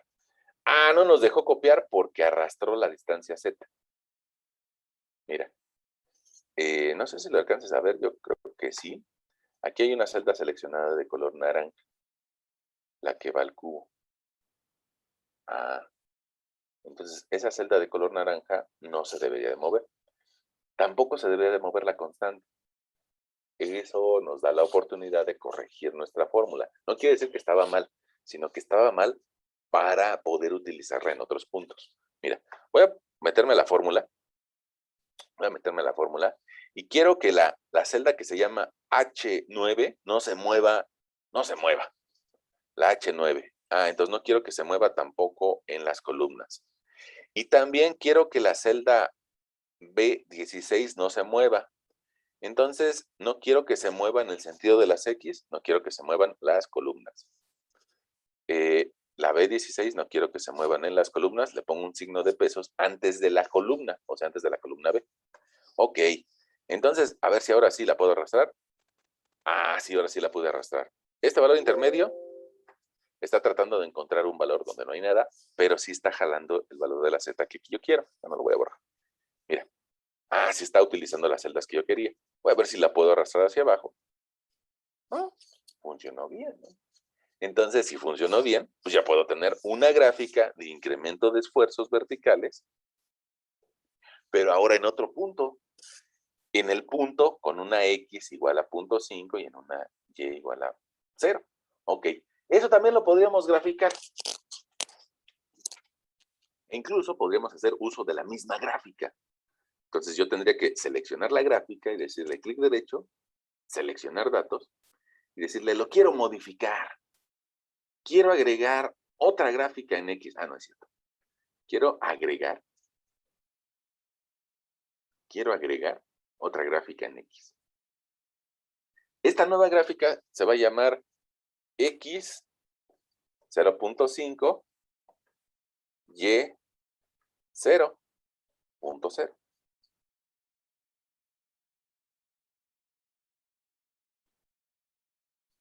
X.5, igual yo creo que hasta le podría poner el igual. A veces le tenía miedo a poner el igual aquí, porque ya ves que Excel el igual lo entiende como que tiene que hacer una operación. Pero entiendo que el nombre de la serie lo podemos poner como con esa configuración. Bueno, ok. Valores de la X queremos a estos. Valores de la Y queremos a las profundidades. Y mira, ahí ya tenemos una segunda gráfica. Aceptar. Ahora, como que ya al tener dos gráficas, puede ser que alguien no le entienda, ¿no? Puede ser que alguien diga, híjole, ¿qué significa la gráfica azul? ¿Quién sabe? Oigan, ¿no tienen grupo de WhatsApp para que me digan qué significaba la gráfica azul? Bueno, probablemente sí. Yo no me pongo a eso. Pero lo que podríamos hacer es de que podríamos seleccionar el gráfico, decirle aquí diseño gráfico y decirle quiero agregar algo para explicárselo a mi lector. Quiero agregar el título del eje horizontal y también quiero agregar el título del eje vertical. Ok. Esos dos títulos nos van a ayudar a entendernos mejor. En el eje vertical, le voy a decir a mi lector, mira, aquí tienes las profundidades. Profundidad, incluso le podría escribir profundidad y ya el lector va a saber. Le voy a decir también a mi lector que esa profundidad está dada en metros. Y sobre el eje de las X, le voy a decir a mi lector que lo que está viendo ahí numéricamente son esfuerzos. Nada más que probablemente en esta etapa de nuestro cálculo alguien dirá, ¿y qué unidades tiene? ¿Qué unidades tiene? Pues vamos a analizar nuestra fórmula. Fíjate, la carga la metimos en toneladas. Entonces en la parte de arriba tenemos toneladas, multiplicadas por metros al cubo. Déjame te lo escribo. En la parte de arriba tendríamos toneladas por metros al cubo. Mientras que en la parte de abajo tendríamos pi es adimensional, el 2 es adimensional, L nos quedarían metros a la quinta potencia. Bueno, pues esa división nos va a dar como resultado toneladas entre metro cuadrado, ¿no? Este a la 5 con este a la 3 se simplifican y entonces mi resultado me queda en toneladas metro cuadrado. Ya la entendí. Inclusive alguien podría decirnos, oiga, profesor, toneladas no se abrevia con ton, se abrevia nada más con la letra T. Bueno, sí, pero hace rato nos entendimos bien. Ok, entonces ahora sí ya le podemos escribir aquí las toneladas. Toneladas entre metro cuadrado. Toneladas entre metro al 253 cuadrado. Ahí están nuestros esfuerzos. Mira, qué interesante nos está diciendo esto, ¿no? Nos está diciendo que un punto que está debajo de la carga, a una profundidad de 50 centímetros, podría experimentar una presión de hasta 2 toneladas por metro cuadrado. Eso significa pues bastante presión, pero ¿por qué? Porque está en un punto, porque no está distribuyendo el área en una zapata, nada más es un punto. Entonces, evidentemente que el punto, ahí donde hace contacto, tiene una presión muy grande, inclusive mayor a la propia carga. Eso es parte de una indeterminación que yo creo que sería incluso inadecuado graficar valores mayores a 1. Déjenme tal vez ponerme un poco intenso y le voy a dar formato al eje y voy a pedirle que solamente me grafique de 0 hasta 1. O bien lo pude haber modificado aquí, ¿no? Pude haberle dado otra cantidad, como podría ser un punto 8 o un punto 9, de forma tal que me diera una cantidad a lo mucho de 1. Fíjate, ahí ya tenemos dos gráficas. Y me está diciendo cómo se disipa la presión a la profundidad. Prácticamente aquí lo que estamos viendo es de que a 5 metros de profundidad ya ni siquiera siente el suelo.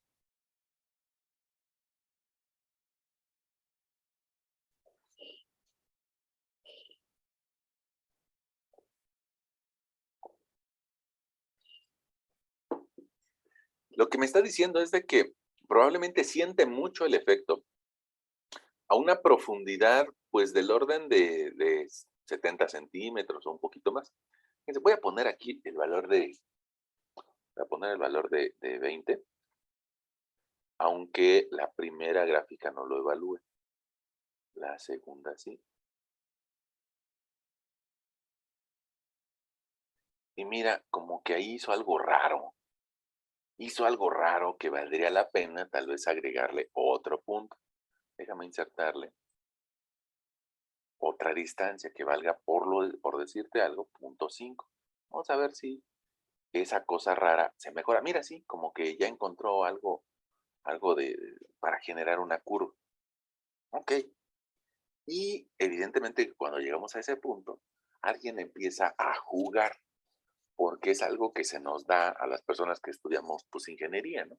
Decimos, ah, caray, está haciendo algo raro por ahí, no le hará falta otro punto, vamos a agregarle otro punto, ¿no? Vamos a agregarle por aquí otro punto. Y podría ser que ese otro punto tenga de coordenadas punto 4 y punto 6. Y vamos a pedirle que lo grafique. Ah, mira, sí, sí, sí, describe una curva, ¿no? Este, está describiendo una curva. Probablemente alguien diga, bueno, pues si estos dos puntos quedan muy pegaditos, mejor vamos a mandar este punto a punto 8. Ah, y no sé si en punto 6 todavía pudiera graficar. Sí, sí, todavía puede graficar la que está debajo del punto. Ahora, como te decía hace rato, ¿no? Probablemente alguien nos diga, oiga, no le entiendo, ¿cuál era la gráfica azul y cuál era la gráfica naranja? Ah, pues vamos a agregarle otro elemento aquí a nuestra gráfica que nos diga del diseño del gráfico, quiero agregar un elemento que se llame las etiquetas, ¿no? Esas etiquetas que a veces, o más bien la leyenda, esas leyendas que a veces son molestas, pero a veces también nos puede dar alguna información importante. Vamos a pedirle esa etiqueta que tenga un cierto fondo azulito para que lo podamos identificar mejor. No, no, no, yo creo que azul sería casi casi considerar que me va a dar la información de la primera gráfica y no, mejor gris. Ahí está. Probablemente alguien diga, pues hay que subirle la intensidad a ese título, hay que ponerlo en negritas, hay que subirle la intensidad al título, hay que ponerlo en negritas y centrarlo, ¿no? Ahí. Bueno, ahí tenemos la evaluación de 2 puntos. E incluso, pues yo creo que, pues ya tenemos 2 puntos. Pues hay que poner otro, ¿no? Otro más. Y alguien dirá, oigan, ¿y cómo se comportará un punto que está alejado a 1 metro? A 1 metro de distancia. Bueno, pues a 1 metro de distancia podríamos nosotros también copiar esta formulita y también podríamos copiar estas otras a 1 metro de distancia. Y le podríamos pedir a nuestra gráfica, oye, también quiero graficar esa. Ya ves que soy un poquito curioso, ¿no? Seleccionar datos, vamos a agregar otro dato que tenga en la X una distancia de 1 metro y que en la Y tenga una distancia de 0 metros. Ok. Los valores de la X que quiero graficar son estos últimos y los valores de la Y que quiero graficar o de las profundidades serían las Z. Mira, como que ya apareció otra gráfica. Aquí, ¿qué nos está diciendo? El punto que está, bueno, la serie de puntos que están debajo de la carga tienen incrementos de esfuerzos muy grandes, pero si me alejo medio metro, pues bajaron bastante. Y si me alejo 1 metro, pues bajaron al 10% de su valor. Ah, entonces quiere decir que si me alejo más, pues va a bajar más. ¿Y habrá una línea que pase por aquí en medio? Pues sí, tal vez a 30 centímetros, ¿no? O a .25. Vamos a ver. .30. Podríamos copiar nuestra gráfica y podríamos encontrar pues muchos valores de cómo se comporta en esa forma. Ojo, quédensele viendo nada más tantito a esta gráfica naranja. Esa gráfica naranja ya se parece a lo que dibujó el profesor, ¿no? Un poquito. Ya se parece a lo que dibujó el profesor. Como que se va disipando la presión hasta que llega un momento en el el suelo ya no siente. Esta gráfica naranja llega un momento donde todavía siente.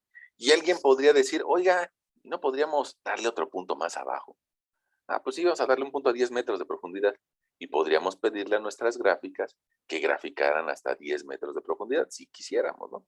Le pongamos esta. Y bueno, si bien es cierto que se acerca más al cero, no termina por ser cero. Se convierte en una expresión asintótica. No llega 100% a hacer contacto con el cero. Ahora, ¿qué solemos hacer? Eso sí, lo solemos hacer. Perdón, no, ya no quería hacer eso. ¿Qué es lo que sí solemos hacer? Evaluar cuánto aumentan los esfuerzos hasta la profundidad que sea, pero que me represente menos del 10% del incremento de esfuerzos. O sea, que sí, y para eso nos sirvió nuestra hojita de Excel, tal vez yo por aquí le quiera manejar 5. Ah, bueno, pues entonces hasta que yo tenga un incremento de esfuerzos de 0.5, hasta ahí graficaría, por lo menos, hasta que tenga el 10%. Ahora, ¿por qué aquí no se me alcanzan a ver las gráficas? Porque hace rato le había dicho que nada más me graficara de 0 a 1. Y ese valor de 1, pues sí nos permite normalizar las cosas, ¿no? Ahora, yo le había agregado aquí un valor de 0.3, no, todavía no lo grafiqué. Pues vamos a ver si lo puedo graficar.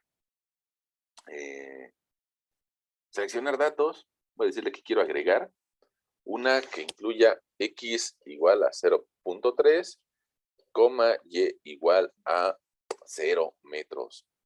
Alguien dirá 0.3 metros. Bueno, valores de la x, pues los que tengo en 0.3. Valores de la y. Valores de la y serían las profundidades, ¿no?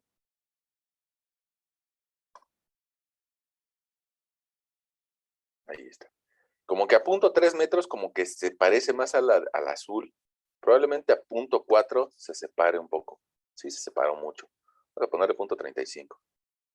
Bueno, pues ahí ya tenemos ahora, ojo, a veces cambiamos datos aquí y nuestro lector sigue leyendo lo que escribimos, porque las leyendas no son inteligentes, ¿no? Desgraciadamente, las leyendas no son inteligentes. Ahora, podríamos hacerla que fuera inteligente, ¿no? Podríamos escribir que nuestras leyendas tomaran estos datos como el nombre de la leyenda, para que solito se fuera actualizando. Pero si te das cuenta, bueno, pues a una distancia de 0 es la gráfica azul, vamos a ponerla de color azul, para que también nuestro lector lo pueda identificar más rápidamente, el azul. Luego viene la amarilla.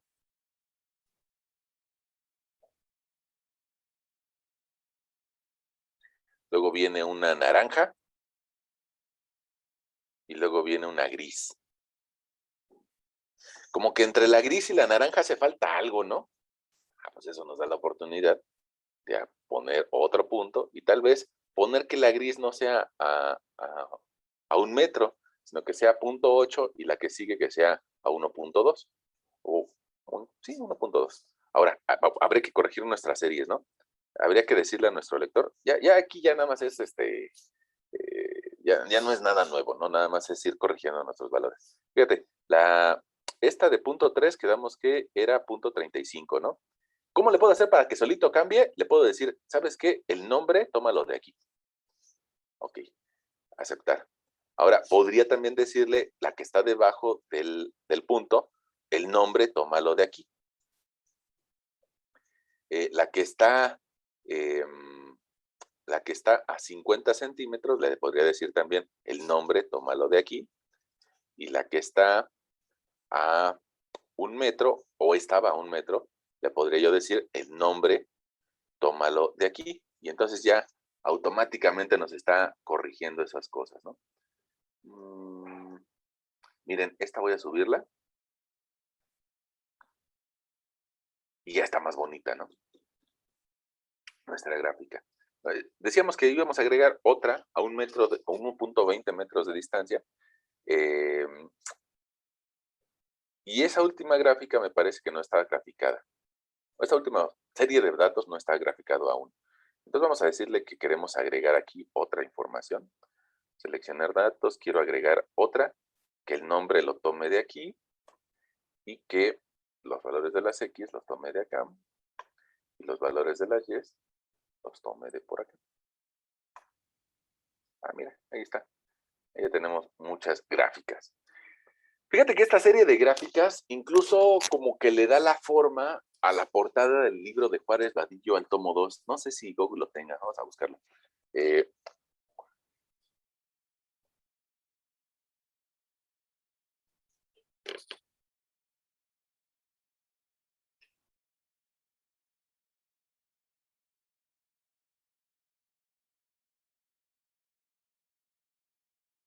Miren, bueno, creo que era la versión vieja del tomo 1.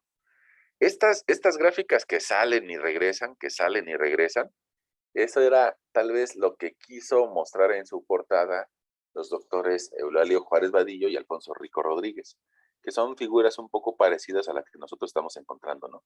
Suben y bajan, suben y bajan. Entonces, yo lo recordaba que era del tomo 2 y ahora me, me corrijo a mí mismo, era del tomo 1, de la edición más viejita. Y fíjense que yo les decía hace algunas clases, sobre todo la primera, que el Juárez Vadillo, pues ha sido el libro, el caballo de batalla de Latinoamérica para aprender mecánica de suelos. Es un libro que se desarrolló en México por ahí de los años 70, pero que para toda Latinoamérica le sirve. Puede ser que inclusive si ustedes buscan ejemplos de clasificación SUX en YouTube, se van a dar cuenta de que hay peruanos que toman los ejercicios del Juárez Vadillo o hay universidades de Latinoamérica que toman estos ejercicios. Miren, aquí está lo que les decía, tomo 2 con estas gráficas. Y precisamente también hice el comentario porque en el Juárez Vadillo tomo 2 también viene una metodología para estos temas, ¿no? Para incremento de esfuerzos. Me gustaría, no sé, yo creo que tal vez ustedes no lo fueron haciendo su hojita, pero me gustaría que ustedes hicieran su propia hoja que pudiera calcular el incremento de esfuerzos causados por una carga puntual, así como nosotros la hicimos, ¿no? Lo bueno es que por ahí, si tal vez tú me digas, es que yo no sé usar Excel, bueno, pues es un buen momento para aprender, ¿no? Por ahí lo tenemos grabado y entonces sería bastante bueno que tú pudieras generar tu propia hojita que pudiera hacer esto. Y probablemente eso es más aprovechable, eso es más aprovechable a que yo simplemente te dejara que calcularas el incremento de esfuerzos utilizando unas gráficas, que evidentemente también te lo voy a enseñar, también te lo voy a enseñar a hacer, pero yo creo que eso lo podríamos hacer con otros tipos de cargas. Ya ves que hay diferentes formas de cargar eh, las estructuras, ¿no?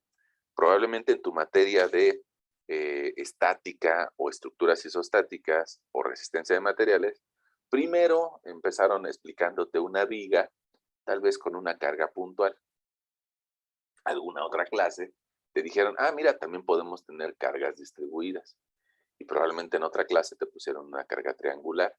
Y nunca faltará pues alguna persona que sea un poquito especial que te quisiera poner una carga hiperbólica, ¿no? O una carga con consideraciones, con una función de X.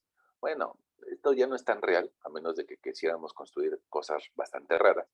Pero la secuencia es esa, ¿no? Primero aprendemos cargas puntuales y después aprendemos cargas distribuidas. Entonces nosotros también vamos a seguir esa secuencia. El día de hoy tal vez nosotros encontramos una formulita que nos regaló, hay que darle el título a Boussinesq, y que por ahí de 1883 nos regaló la fórmula. Nosotros nada más estamos copiando la fórmula, ¿no? Pero él se pasó horas y horas de investigación para encontrar su fórmula y pues hay que darle el reconocimiento. Y esa fórmula, pues te das cuenta que es bastante fácil de aplicar. Ahora, en nuestra siguiente sesión, tal vez daremos otro paso más allá y calcularemos una carga lineal. Antes me gustaría hacer un ejercicio visual que tuviera, pero para eso necesitamos que tú hagas tu propia hoja de la carga puntual. Y en nuestra siguiente sesión hacemos una carga lineal, como podría ser una zapata. Fíjate, perdón por cambiarte de pantalla, pero alguien dirá, ¿qué es una carga puntual? Vamos a imaginarla, ¿no? Alguien podría pensar en un pilote. Un pilote que por alguna extraña razón no queremos que cargue de forma lateral y queremos que toda su carga cargue por la punta. Más adelante te vas a dar cuenta de que los pilotes principalmente cargan por carga lateral. Pero vamos a considerar este ejemplo de la punta. Bueno, pues a partir de esta punta se empezaría a generar la distribución de presiones que nosotros calculamos ahorita en Excel. ¿Vale? Eso sería una carga puntual. Ahora alguien dirá, ¿qué es una carga lineal? Bueno, pues podría ser una zapata corrida de longitud infinita, por lo menos desde un punto de vista teórico. Ah, bueno, pues resulta que una zapata corrida también tiene su disipación de presiones. Y más adelante también nosotros vamos a ver cómo se disipa la presión debajo de una circunferencia o de un área circular cargada. Y también tiene su disipación de presiones. Y también en nuestro curso veremos cómo se disipa la presión debajo de unas áreas irregulares o un área rectangular. Y pues prácticamente en eso nos vamos a llevar unas 3 semanas, ¿no? Entonces, yo creo que hoy podríamos dejar por ahí nuestro primer ejemplo. Te pido que hagas esta hojita, tú, tú, que la hagas. Y por ahí podríamos dejar tal vez alguna tareita, ¿no? Tal vez que hagan la hoja y que nos la manden, ¿no? Esa podría ser una tarea. Vela haciendo así y probablemente en el formulario te voy a decir, oiga, si la carga vale 4, me podría contestar, pongamos esta pregunta, ¿no? Voy a ponerla por aquí en color azul, en color amarillo. ¿Me podría decir cuánto vale el incremento de esfuerzos cuando X valga, cuando X valga 0.3, cuando Y valga 0.4 y cuando Z valga 2? Para una carga P igual a 4, dígame cuánto vale el incremento de esfuerzos. Y entonces eso te podría preguntar en un formulario de tarea, ¿no? Yo creo que esa podría ser una buena tarea para desarrollar. Por ahí en Classroom te lo publico, un poquito más bonito, pero vete con esa idea, ¿no? Que te voy a preguntar, te voy a hacer esta pregunta y te voy a hacer otra pregunta, tal vez con otros valores de X y otros valores de Z y otros valores de Y. Y evidentemente que estarlo calculando a mano pues es bastante latoso. Mejor haz tu hojita de cálculo. Nos va a ayudar a todos. ¿Sale? Bueno, pues yo creo que por ahí podríamos, no sé si ustedes tienen alguna duda. Todo bien, profe. No, profe, la hoja está perfecta. Ok,